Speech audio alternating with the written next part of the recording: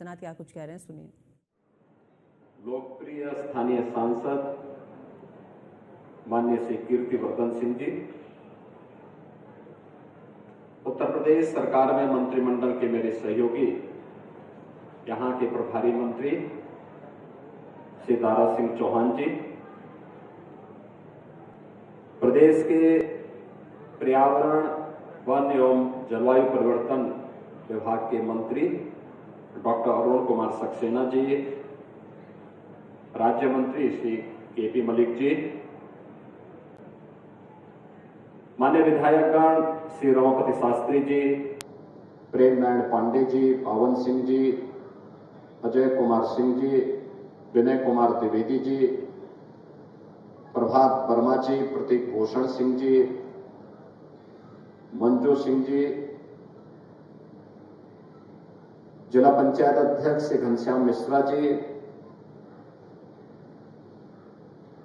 Bharatiya Janata party के अध्यक्ष श्री अमर किशोर कश्यप जी,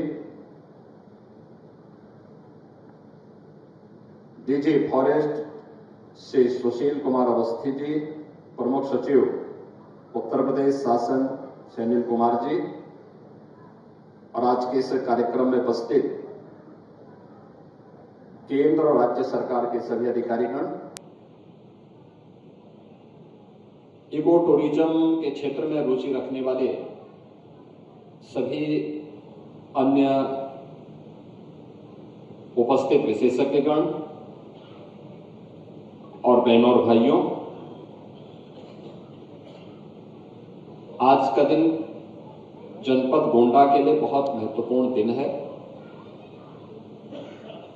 जब यहां की एक प्राकृतिक झील को एक अंतर्राष्ट्रीय मान्यता प्राप्त कराने के उद्देश्य से वर्ल्ड वेटलैंड्स डे के अवसर पर यह कार्यक्रम यहां आयोजित है। अर्गा और पार्वती नाम की दो प्राकृतिक झील, ये वास्तव में प्रकृति की मूल स्वरूप की ओर हम सबका ध्यान आकर्षित करती है। और कितना बड़ा इसका एरिया है, मुझे पहली बार यहां पे आने का अवसर प्राप्त हुआ है, क्योंकि मैं अक्सर इधर से होकर के गुजरता तो था, लेकिन मुझे लगता है कि भारत की उस विरासत की प्रतीक है जो यहां पे घाघरा और सरयू नदी के कारण सैकड़ों वर्ष पहले जो एक प्राकृतिक झील बनी, उस झील का स्वरूप आज भी उस रूप में यहां पर मौजूद है। वह हम सब के लिए अत्यंत महत्वपूर्ण है। और इस कार्यक्रम को यहां पर आयोजित करने के लिए मैं आदरणीय प्रधानमंत्री जी का, केंद्रीय पर्यावरण और वन मंत्री के रूप में यहाँ के लोकप्रिय सांसद को हृदय से धन्यवाद देता हूं कि उन्होंने इस कार्यक्रम को यहां पर आयोजित करके उसको एक मान्यता प्रदान करने का काम किया है।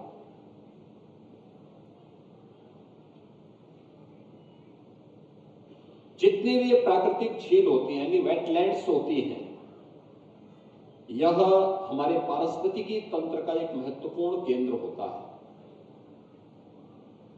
यह भूजल संरक्षण के लिए, सिंचाई और पेयजल की उपलब्धता, बाढ़ और सूखे पर नियंत्रण, कार्बन भंडारण और जलीय पारिस्थितिकी तंत्र पर निर्भर वनस्पतियों, वन्य प्राणियों और प्रवासी और स्थानीय पक्षियों के संरक्षण के साथ साथ भोजन, औषधि और आजीविका के व आय के संसाधन उपलब्ध करवाने में ये वेटलैंड्स की एक बड़ी भूमिका है। यानी केवल जलीय पारिस्थितिकी नहीं, बल्कि जीव और जंतु की पारिस्थितिकी इस वेटलैंड्स पर निर्भर करती है। यह प्रकृति के मूल स्वरूप को हम सबको अपनी ओर आकर्षित करने का और उसकी ओर ध्यान आकर्षित करने का एक माध्यम भी बनती है। और इसीलिए इस मूल स्वरूप के बारे में ही अथर्ववेद ने कहा, माता भूमि पुत्रोहम पृथिव्या, कि धरती हमारी माता है, क्योंकि हमें जीने के लिए उस प्रकार की पारिस्थितिकी तंत्र को विकसित करने में मदद करती है, और हम सब इसके पुत्र हैं। तो एक पुत्र के रूप में हमारा दायित्व क्या है? एक पुत्र का दायित्व होता है अपनी मां का संरक्षण करें, उसकी सुरक्षा करें और उस दिशा में एक बेहतर प्रयास करें। अक्सर होता है कि इस प्रकार की जो भी साइट होती है उस वह अतिक्रमण की चपेट में आती है, बेतरतीब वहां पे निर्माण कार्य होने लगता है और उससे वहां पर जो पारिस्थितिकी तंत्र है वह प्रभावित होता है। आज इसका दुष्परिणाम तमाम वेटलैंड्स भुगत रही है। बहुत सारे जीव और जंतु की प्रजातियां इसके कारण नष्ट होती हैं, और इसी को ध्यान में रख करके जो रामसर साइट थी, रामसर का जो इस अंतर्राष्ट्रीय वेटलैंड्स कन्वेंशन में 1971 में यह तय हुआ था कि दुनिया को बचाना है तो हमें इस पर ध्यान देना होगा। ये रामसर ईरान के अंदर एक स्थल है जहां पर एक इंटरनेशनल कन्वेंशन के माध्यम से 1971 से लगातार ये कार्यक्रम आयोजित होते हैं और दुनिया का ध्यान इस ओर आकर्षित किया गया था। और हमें बताते हुए प्रसन्नता है कि आज आदरणीय प्रधानमंत्री जी की प्रेरणा से, यानी देश की आजादी के बाद 65 वर्षों में मात्र 23 रामसर साइट तैयार हुए थे, यानी वेटलैंड साइट को चिन्हित किया गया था जिन्हें मान्यता मिली थी। और पिछले 10 वर्ष में देश के अंदर 63 नई साइट को इसके लिए चिन्हित किया गया। यानी हमें अपने पारिस्थितिकी तंत्र को बचाने के लिए, भारत को समग्र विकास की दिशा में अग्रसर करने के लिए आज प्रधानमंत्री मोदी जी कितने आग्रही हैं, वह इसी से आप अंदाजा लगा सकते हैं। इस 65 वर्षों में हम लोगों ने लक्ष्य प्राप्त किया मात्र 23 का, और पिछले 10 वर्ष में हमने उस 23 साइट को बढ़ा करके आज 89 साइट तक पहुंचाने में सफलता प्राप्त की है। अकेले उत्तर प्रदेश के अंदर आप देखेंगे बहुत सारे ऐसे साइट हैं। उसके संरक्षण की दिशा में भी प्रयास हमें निरंतर करने पड़ेंगे। उस दिशा में एक नई शुरुआत होनी चाहिए। बहुत सारी जगह हम लोगों ने चिन्हित करके भी दिए हैं और मुझे अच्छा लगा कि यह कार्यक्रम उस दिशा में एक नया प्रयास प्रारंभ, इसके माध्यम से हम प्रारंभ करने में सफल होंगे। अगर यह वेटलैंड्स की दृष्टि से, अगर हमने इसको टूरिज्म की दृष्टि से विकसित किया, मैं भी देख रहा था वहां से कि कैसे कितनी प्रकार की चिड़िया यहां पर बैठी हुई है। और याद रखना, ये यहां की स्थानीय भी है और प्रवासी भी है। कुछ पक्षियां तो ऐसी हैं जो हजारों किलोमीटर की दूरी तय करते हुए यहां पर आई हुई है, और फिर जैसे यहां थोड़ी सी गर्मी बढ़ेगी फिर ये यहां से वापस अपने देश की ओर जाने लग जाएंगे। ये अपने साथ वहां की स्मृतियों को भी लेके आते हैं, वहां की परिस्थितियों को भी हमें अवगत कराने के लिए ये प्रेरित करती है। और याद करिए, जो एक छोटी सी पक्षी है कितने हजार किलोमीटर की दूरी तय करते हुए अपने आप आती है, हर बार आती है। ऐसा नहीं कि कभी वह गैप हो जाए, हर बार आती है फिर अपने समय पे वापस भी चली जाती है। यहां के स्थानीय स्तर पर ढेर सारे रोजगार सृजन का एक माध्यम बनता है। याद रखना, टूरिज्म अपने आप में एक बहुत बड़ा माध्यम है अर्थव्यवस्था को सुदृढ़ करने का, रोजगार के सृजन का, और लोगों को अपनी साइट के बारे में, चाहे वह इको टूरिज्म का हो, चाहे वह हेरिटेज का हो, और चाहे वह स्पिरिचुअल टूरिज्म का हो, ढेर सारे रोजगार के सृजन का वो माध्यम बनता है। याद करिए, अयोध्या धाम तो यहां से मात्र 20 किलोमीटर की दूरी पर है, और 20 किलोमीटर की दूरी अयोध्या धाम की है। हम लोगों ने थोड़ा सा वहां पे ध्यान दिया, कनेक्टिविटी वहां की ठीक कर ली, थोड़ी सुविधाएं वहां बढ़ाई। 2016 में अयोध्या धाम में मात्र 2,35,000 श्रद्धालु या टूरिस्ट आया था, और 2024 में इनकी संख्या बढ़कर के हो गई है 16 करोड़ 11 लाख। आप अनुमान करिए, क्या 2,35,000 में और 16 करोड़ 11 लाख में कोई अंतर ही नहीं है क्या? इससे वहां पे रोजगार के सृजन बड़े हैं। कोई गाइड के रूप में, कोई रेस्टोरेंट के रूप में, कोई टैक्सी के रूप में, कोई होटल चला रहा है, किसी ने वहां पर होम स्टे प्रारंभ किया है, किसी ने वहां पे टेंट सिटी प्रारंभ कर दी है, कोई फूल पत्ती और अपने व्यवसाय के साथ जुड़ गया है। अलग अलग प्रकार के कार्य, अलग अलग प्रकार के लोगों को वहां पे प्रारंभ हुए हैं। और आज हम लोगों ने देखा कि यहां पर अर्गा पार्वती के वेटलैंड्स में यहां के आसपास के गांव और गांवों को भी उसके साथ जोड़ने के लिए जो प्रयास जिला प्रशासन ने किया है, महिला स्वयंसेवी समूह को प्रोत्साहित करते हुए यहां पर अमेजन के साथ मिलकर के उनके प्रोडक्ट को ऑनलाइन सेल किया जा सके। ये प्रोडक्ट अपना देंगे, अच्छी पैकेजिंग। अब तक होता क्या था, प्रोडक्ट तो हमारे लोग अच्छा बना लेते थे, लेकिन हमें मार्केटिंग समस्या थी और पैकेजिंग की भी एक समस्या थी।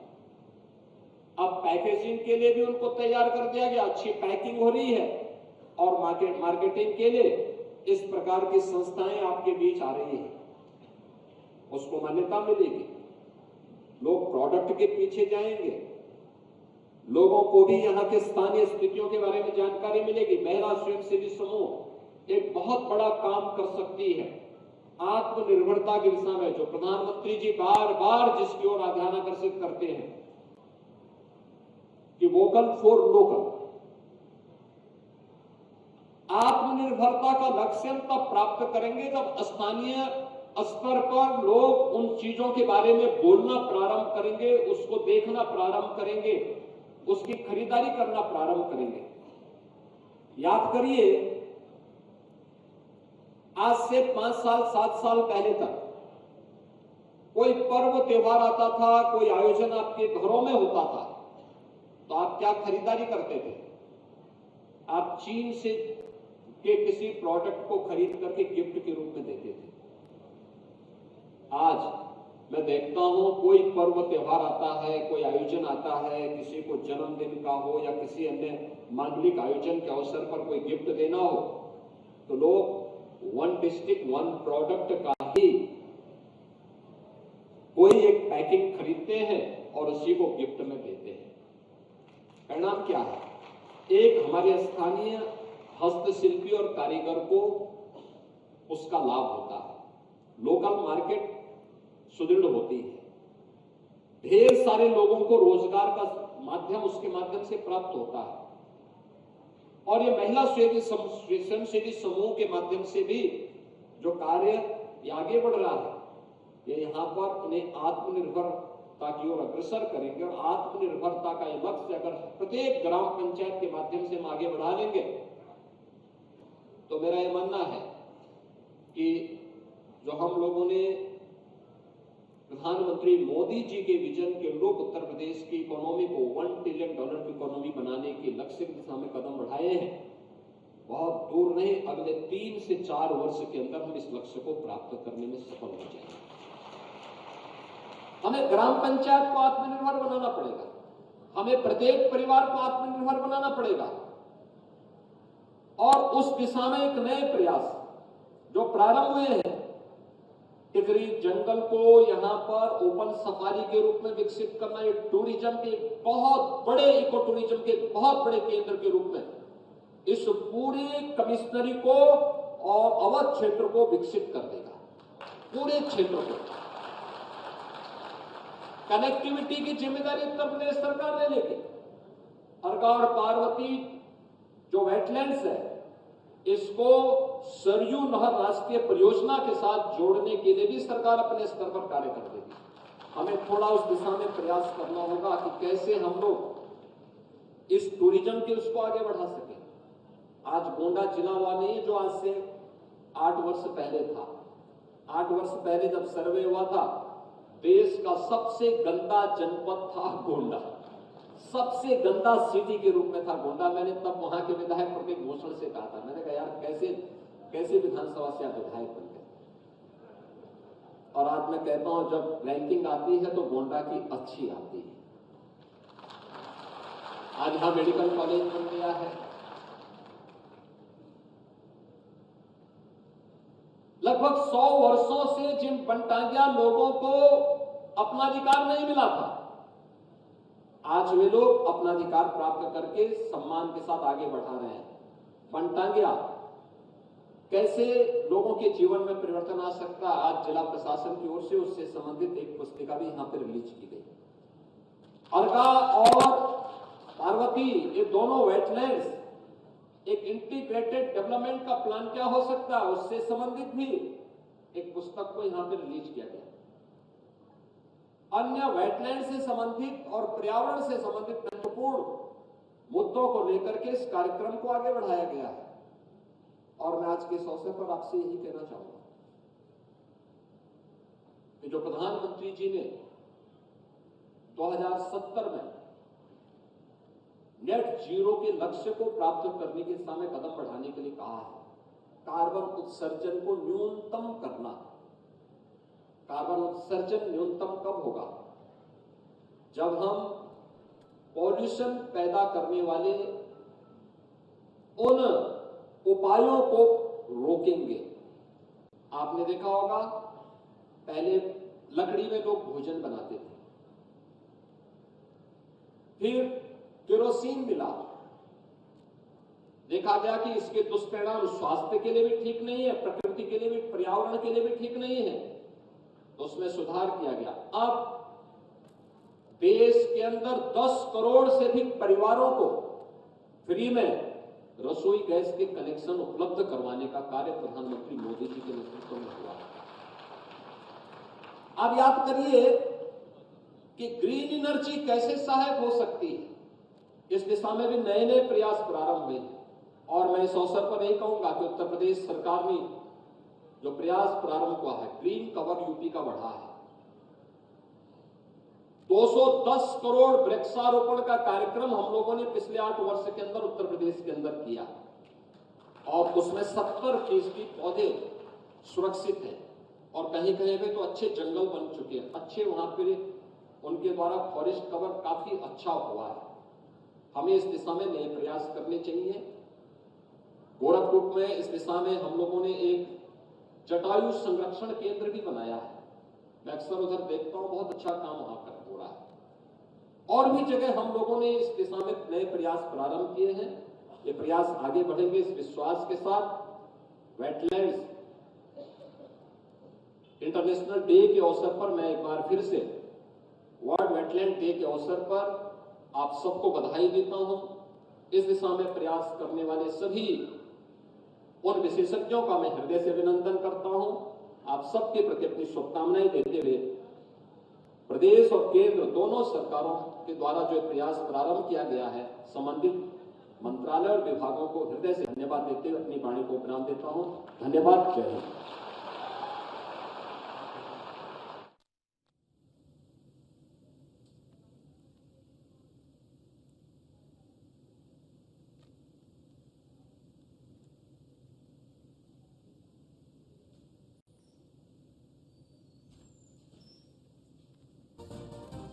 तो गोंडा में सीएम योगी का ये संबोधन और जिसमें उन्होंने तमाम बातों का जिक्र किया है, अर्थव्यवस्था सहित तमाम बातों का जिक्र किया, पर्यटन को बढ़ावा दे रहे हैं ये भी उन्होंने कहा। इसी के साथ आपको बता दें कि इस दौरान मुख्यमंत्री ने आज का दिन गोंडा के लिए ऐतिहासिक दिन